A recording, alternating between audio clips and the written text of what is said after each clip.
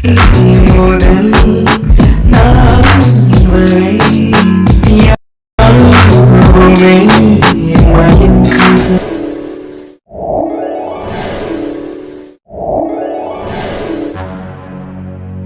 அம்மா நீ என்ன சாப்பிடவே இல்லையே, எடுத்துட்டு வரட்டா? சாப்பிட்றீங்களா? இல்லைம்மா, கொஞ்சம் நேரம் ஆகட்டும், அதான் காப்பி தண்ணி குடித்தேன், பொறுமையாக சாப்பிட்டுக்கலாம். சரிம்மா. அம்மா ராத்து வெளியே யார்கிட்டயே பேசிட்டு இருக்கான், யாரும்மா? யார் வந்திருக்கா? தெரியலையம்மா, யார் வந்திருக்காங்க? எனக்கு ஒன்றும் சத்தம் கேட்ட மாதிரி இல்லையே. யார்கிட்டயோ பேசிட்டு இருக்கான். அம்மா அத்தை வந்திருக்காங்க. யாருடா? உள்ள வாங்க அத்தை. யார சொல்றாங்க? அதாவது சம்மந்தியம்மா. யாரது சம்மந்தியம்மாளா? ஓ, மருமகளோட அம்மாளா? உள்ள வரலாமா? என்ன கேட்டுக்கிட்டு இருக்கீங்க? உள்ள வாங்க. வாங்க அத்தை. என்னத்த அப்படி கேட்டுட்டு தான் உள்ள வருவீங்களா? இருக்கட்டும் இருக்கட்டும். எங்க துளசியவே காணோம். என்ன வந்தது வராம உங்க பிள்ளைய பத்தி மட்டும் தான் கேக்குறீங்க, உள்ள கூட வர மாட்டேங்கிறீங்க. என்ன சம்மந்தியம்மா அது? ஐயோ தப்பா எடுத்துக்காதீங்க. நல்லா இருக்கீங்களா எல்லாரும் வீட்டுல? நாங்க எல்லாரும் நல்லா இருக்கோம், வாங்க வந்து உட்காருங்க. இருக்கட்டும் இருக்கட்டும். அப்புறம் தாலி பிரிச்ச கோர்க்கல் பத்தி தான் பேசலான்னு வந்தேன். நீங்க முதல்ல வந்து உட்காருங்க. இவங்க என்னோட அம்மா. வணக்கம்மா, நல்லா இருக்கீங்களா? ஆ இருக்கேன். பரவாயில்ல, உனக்கு அது மரியாதை தெரிஞ்சிருக்க, உன் பிள்ளைக்கு தான் மரியாதை தெரியல, உனக்கு பரவாயில்ல தெரிஞ்சிருக்கு. பாட்டி வாய்க்கு வந்ததுல எதையாவது வளரிட்டு இருக்காது. எப்படி பேசணும்னு தெரியாதா வந்தவங்க கிட்ட? நான் உள்ள தானே சொன்னேன், இதுக்கே எம்பிட்டு கோபப்படுற? ஐயோ தப்பா எடுத்துக்காதீங்க, எங்க அம்மா எதுவும் மனசுல வச்சுக்காம பேசிடுவாங்க. நீங்க எதுவும் பெருசா வருத்தப்படாதீங்க. ஆ இருக்கட்டுங்க, பரவாயில்ல. ஆமா துளசி எங்க? துளசி உள்ளதா இருக்கா? இருங்க கூப்பிடுறேன். துளசி, துளசி கொஞ்சம் சீக்கிரம் வாமா, உட்காருங்களேன், வந்துருவா. பரவாயில்ல இருக்கட்டும்மா. அம்மா துளசி இங்க வாமா.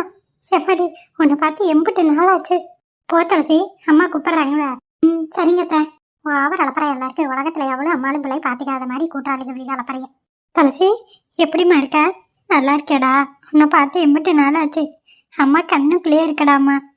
நல்லா இருக்கேம்மா. நீங்க எப்படி நல்லா இருக்கீங்க? அப்பா அண்ணா அண்ணி எல்லாரும் நல்லா இருக்காங்களாம்மா?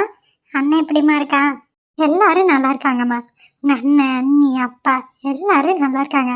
உங்க அப்பா வேலைக்கு போறாரு, தெரியல உனக்கு? தெரியுமா, அப்பாவை நான் ஒரு நாள் பார்த்துருக்கேன், ஒரு கடையில இருந்தாரு. ஆமா ஆமா, உங்க அப்பா வேலைக்கு போயிட்டு இருக்காருடி. ரொம்ப சந்தோஷமா இருக்குமா. அப்பா வேலைக்கெல்லாம் போவார்னு நினைச்சு கூட பார்க்கல. அண்ணி தான் இதுக்கெல்லாம் காரணம்னு சொன்னாங்க. ஆமா ஆமா, உங்க அண்ணி கொடுத்த அட்வைஸ்ல தான் உங்க அப்பா வேலைக்கு போறாரு. ரொம்ப சந்தோஷமா. எப்படியே அப்பா குடிக்காம இருக்காரு, அதுவே போதும்ல. ஓ, அப்பா ஒரு குடிக்காரனா? கிழிஞ்சது பா. அப்புறம் துளசி, உனக்கு தாலி பிரிச்சு கோர்க்கல் பத்தி தான் பேசுறக்காக வந்திருக்கேன். நானும் உங்ககிட்ட அதை பத்தி பேசலாம் தான் இருந்தேன், நல்ல வேலை நீங்களே வந்துட்டீங்க. ஆமா நீ அத்தைக்கிட்டே கேளுமா என்ன இதுன்னு. நான் பேசிக்கிறேம்மா.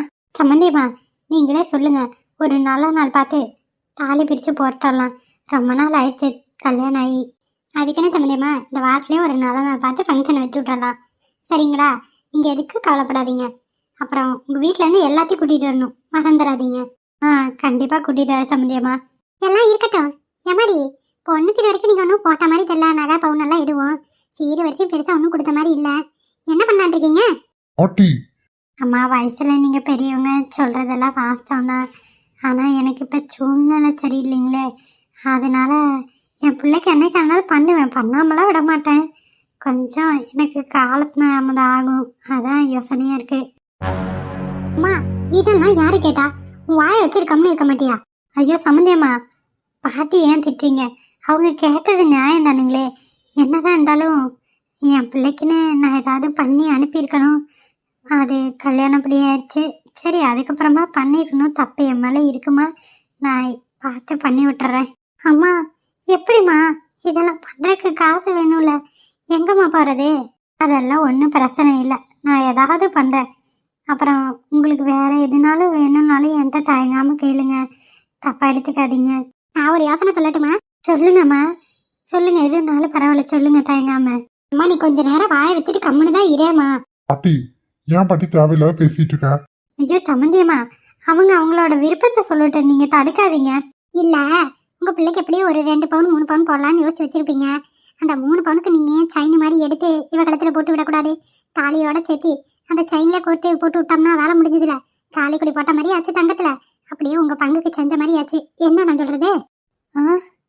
ஏம்மா திடுத்துப்புன்னு 3 பவுனுக்கு நான் என்ன பண்ணுவேனுங்க, திடீர்னு சொல்றீங்களே. திடீர்னு நல்லா சொல்லல, உங்க பிள்ளைக்கு பண்றது அது எப்ப இருந்தாலும் பண்ணதானே போறீங்க. இப்போதைக்கு 3 பவுன் போடுங்க. அம்மா நீ கம்முனு இரு. அதெல்லாம் எதுவும் வேண்டாம் சம்மந்தியம்மா. எங்க அம்மா ஏதோ உளறிட்டு கிடக்குது. நீங்க அதெல்லாம் எதுவுமே பண்ண வேண்டாம். நீங்க ஃபங்க்ஷனுக்கு வந்து நின்னீங்கன்னா அதுவே போதும். இல்லை சம்மந்தியம்மா, வாயை திறந்தே கேட்குறாங்க. என் பிள்ளைக்கு நான் பண்ண வேண்டியது என்னோட கடமை தானே. நான் கண்டிப்பாக 3 பவுனுக்கு ஏதாவது ஏற்பாடு பண்ண முடியுமான்னு பார்க்குறேன். முடியும்னு நினைக்கிறேன். என் பையன்கிட்ட பேசிட்டு சொல்கிறேன் சம்மந்தியம்மா, தப்பாக எடுத்துக்காதீங்க. அத்தை அதெல்லாம் ஒன்றும் வேண்டாம். எங்கள் பாட்டிக்கு கிறுக்கு பிடிச்சிருச்சு. நீங்கள் கம்மனு இருங்க. பரவாயில்ல மாப்பிள்ள, என் பிள்ளைக்கு தானே செய்கிறேன். இதில் என்ன இருக்குது சொல்லுங்கள். அத்தை அதெல்லாம் ஒன்றும் வேண்டாம். நீங்கள் கொடுத்தீங்கனாலும் நான் வாங்க மாட்டேன். அப்படி சொல்லுடா என் மாவனே. அவன் சொல்கிறதா சரி. எதுவும் வேண்டாம் சம்மந்தியம்மா. சரி சம்மந்தியம்மா, என்னால் முடிஞ்சாதான் நான் போடுவேன். நான் என்ன எதுன்னு பார்த்துட்டு உங்களுக்கு தகவல் சொல்கிறேன். சரிங்களா? அப்போ நான் இப்போ கிளம்பட்டுங்களா? நீங்கள் நாளை குடிச்சிட்டு சொல்லுங்கள். இந்த வாரம் வெள்ளிக்கிழமைனா கூட எனக்கு சம்மதன்னு. கிழமையெல்லாம் சரிதான். ஆனால் எங்கள் அம்மா சொன்னது இதையும் நீங்கள் பெருசாக எடுத்துக்காதீங்க. நீங்கள் ஃபங்க்ஷனுக்கு வெள்ளிக்கிழமை வந்தீங்க, அதுவே போதும். சரி சம்மந்தியம்மா. அப்புறம் என் மருமகளுக்கும் தாலி பிரித்து கோர்க்கணும். ஃபஸ்ட்டு துளசிக்கு பண்ணிவிட்டு அப்புறமா அவளுக்கு பண்ணிக்கலான் இருக்கேன். சரிங்க சம்மந்தியம்மா, உங்கள் விருப்பம். நீங்கள் வெள்ளிக்கிழமை எல்லாரும் குடும்பத்தோடு வந்துடுங்க. சரிங்க சம்மந்தியம்மா. துளசி, அப்போ அம்மா கிளம்பட்டுமாடா? அம்மா சரிம்மா, போயிட்டு வாங்க. அப்போ பாட்டி கிளம்புறேங்க. சரி சரி, போயிட்டு வா. 3 பவுன் மறந்துடாத. சரிங்க பாட்டி. சரிம்மா, நீ கிளம்பு. வந்தவங்க எதுவுமே சாப்பிடாமையே போகிறீங்க. இருக்கட்டும் சம்மந்தியம்மா, ஃபங்க்ஷனில் சாப்பிட்டுக்கிறேன். நான் கிளம்புறேன். மாப்பிள்ள, அப்போ நான் போயிட்டு வரேன். நீங்கள் வேற வெளியே கிளம்பிருந்தீங்க, குறுக்கால வந்துட்டேன். தப்பா அடிச்சுக்காதீங்க மாப்பிள்ள, வரேன். அத்தை எங்கள் பாட்டி சொன்னது எதையும் மனசில் வச்சுக்காதீங்க. நீங்கள் நிம்மதியாக போயிட்டு ஃபங்க்ஷனுக்கு மட்டும் வந்துடுங்க. சரிங்களா அத்தை? சரிங்க மாப்பிள்ள, நான் ஏதாவது பண்ணுறேன். விடுங்க, எது ஒன்றும் பெருசாக எடுத்துக்காதீங்க. நான் வரேன். சரிங்க அத்தை. பாட்டி வந்தவங்க கிட்ட எப்படி பேசணும் ஏது பேசணும் ஒண்ணுமே தெரியாதா? வயசாயிடுச்சே தவிர அறிவு உனக்கு சுத்தமா இல்லை. அப்படிதானே? ஆமாம், ராசு சொல்கிறது சரிதான். இப்படி அம்மா வந்து அவங்ககிட்ட பேசுது. அவங்க எவ்வளோ சங்கடப்பட்டு போகிறாங்க. அவங்க பிள்ளைக்கு ஏதாவது பண்ண என்ன பண்ணலன்னா உனக்கு என்ன? அதை பற்றி பேச வேண்டியது நான் தானே. நீ எதுக்கு மூக்க நுழைச்சிட்டு வர? இங்கே பாரு, உனக்கு மனசில் ஆசை இருக்கும். நான் கேட்டதும் சந்தோஷம் தான் நினச்சிப்பேன். உன்னால் கேட்க முடியாத நான் கேட்டுட்டேன்னு நீ சந்தோஷப்படுவேன்னு பார்த்தா இப்படி 2 பேரும் சண்டைக்கு வரீங்க. அம்மா, நான் வேற ஏதாவது சொல்லியிருப்பறேன். ஏம்மா இப்படி பண்ணுற? சே, நாங்கள் ஏதாவது கேட்டோமா? நீ ஏன் இப்படி இருக்க? இப்படியே பேசிட்டு இருந்தேன்னா பாட்டி உன்னை வீட்டை விட்டு அடிச்சு துரத்த வேண்டிய நிலைமை வந்துடும். பார்த்துக்கோ. ராசே, நீ கிளம்பு, நான் பேசிக்கிறேன். சே, காலங்கத்தால டென்ஷன் பண்றதுனால இந்த பாட்டி வந்திருக்குது. எரிச்சலா இருக்குது. நான் கிளம்புறேன். போயிட்டு வா. துளசி வரேன். துளசி சரிங்க, போயிட்டு வாங்க. முகமே சரியில்லை. சே, பாட்டி பண்ற வேலை தான் எல்லாமே. ஏன் தான் எங்க வீட்டில் உட்காந்து எங்க உசுர் எடுக்குதோ. இரு உனக்கு ஏதாவது ஒரு வழி பண்றேன். எம்மாடி துளசி, நீ உள்ள போமா. அத்தை, எங்க அம்மாவெல்லாம் ஏதாவது பண்ண முடியுமான்னு எனக்கு தெரியல அத்தை. எதுவும் பண்ணலைனாலும் வற்புறுத்தாதீங்க. எங்க அம்மா பாவம். எங்க அண்ணன் ஏதாவது பண்ணாதான் உண்டு. அவன் என்ன பண்ணுவான்னு எனக்கு தெரியல அத்தை. தயவு செஞ்சு தப்பா எடுத்துக்காதீங்க. சரிம்மா, அதை பேசிக்கலாம். நீ உள்ள போ. நீ எதுவும் வருத்தப்பட்டு இருக்காத, விடு. சரிங்க அத்தை. என்னடி இப்படி கூறு கட்டிச்சிருக்கேக்கா? வாயை திறந்து கேட்க தெரியாதா? கேட்ட என்னையும் வாயை மூடுங்கிற. என்ன நினைச்சிருக்க மனசுல? நீதான் என்ன நினைச்சிருக்கேன்னு எனக்கு ஒன்றும் புரிய மாட்டேங்குதுமா. வாய்க்கு வந்தாலும் நீ தான் இப்படி பேசிட்டு இருக்க. ஏன் இப்படி பண்ற? உழைக்க தெரியாதவளா இருக்க. பெருங்காலத்தோட இப்படி நிக்கிறாளேன்னு பேசினது ஒரு குத்தமா? வாங்கி என்ன நானா போட்டுக்கிறேன்? அவளுக்கு தானே போடுறாங்க.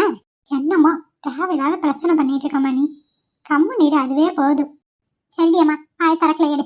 எது சொன்னாலும் குத்தானா என்னதான் பண்றது? சே, எப்படியாவது சண்டை மூட்டி விடலான்னு பார்த்தா எப்படி இவ சரி பண்ணி போடுறாளே. பார்க்கலாம் இந்த குண்டச்சி என்ன தான் நகைய போடுறான்னு. இல்லைன்னா அன்னைக்கு ஒரு பிரச்சனை பண்ணி விட்டுற வேண்டியதே. ரஞ்சித், எப்படிங்க இருக்கீங்க? நல்லா இருக்கீங்கல்ல?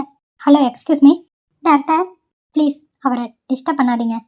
சரிங்க டாக்டர், நான் டிஸ்டர்ப் பண்ணல. இப்போ ரஞ்சித் எப்படி இருக்காரு? நல்லா இருக்கார்ல? அவருக்கு எதுவுமே இல்லையே, நல்லா தானே இருக்காரு.